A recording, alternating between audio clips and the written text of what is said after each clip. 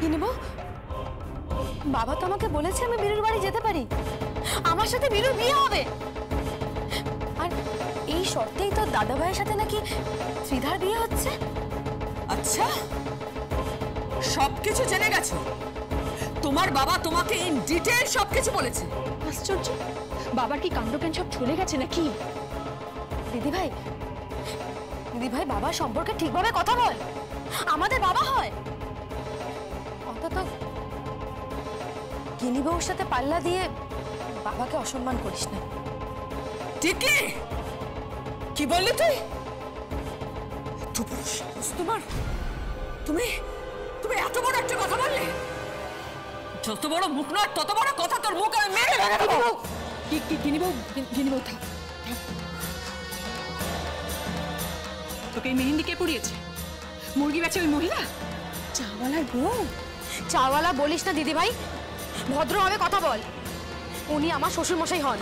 বাবা, তুই তো সাপের 5 পা দেখেছিস। ওই বাড়িতে বিয়ে হয়ে গেলে তুই কি ভেবেছিস এই বাড়িতে ঢুকতে পারবি? এই দাঁড়া দাঁড়া দাঁড়া,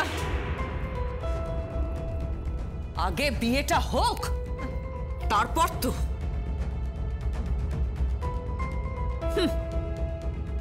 আমার চালের ওপর হীরক চাল চালছে, ডিল করছে। টিকলির সঙ্গে বীরুর বিয়ে হলে তবেই ও ত্রিধার সঙ্গে কোহিনূরের বিয়ে দেবে। একটা কথা কান খুলে শুনে রাখ, বিয়ে তোমার হবেই, কিন্তু তোমার স্মৃতিতে সিঁদুর বীরু পড়াবে না। পড়াবে?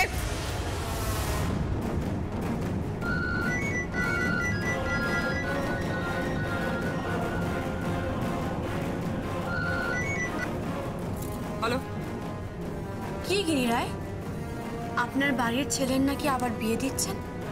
কে বলছেন আপনি? ওই সোনার বেনের মেয়ে ত্রিধার সঙ্গে। কে বলছেন আপনি?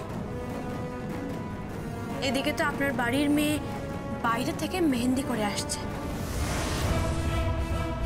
কে বলছেন আপনি?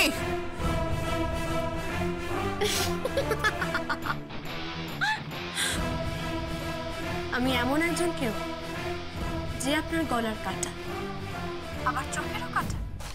দেখবেন গিনি রায়, কাটা হইতে সাবধান। এই আপনি কে? কে আপনি? কেন বারবার ফোন করছেন? কি চাইছেন আপনি? চাইছি না তো কিছু,